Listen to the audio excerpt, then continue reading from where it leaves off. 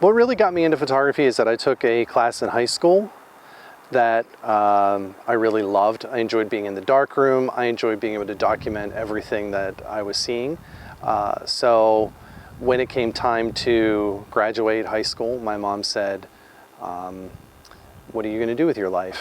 And I said, well, if I have to choose, I guess I'll go become a photographer. I went to the Art Institute of Pittsburgh, which no longer exists, because they had a photography program, and they had these pretty aggressive salespeople that came to my high school and said, you can be this amazing artist or photographer or whatever, and I fell for it. So I went to the Art Institute. I got an associate's degree there, so that took about 2 years.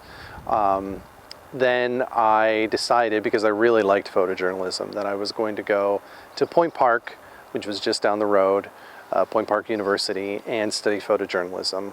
I was there for a little while when the bottom started to fall out from newspapers.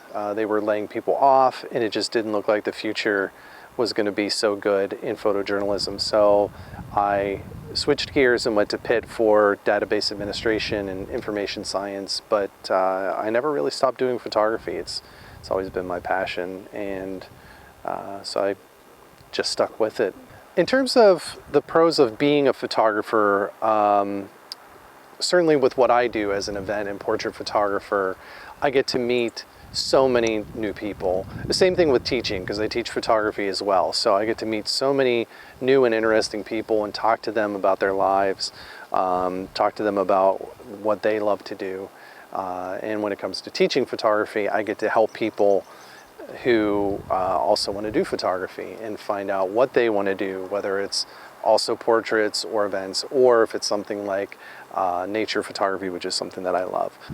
In terms of my favorite things to photograph, it's really nature, to be quite honest. But things that I'm paid to photograph, it's a lot of people that I've met at events, really. I've met some really incredible folks.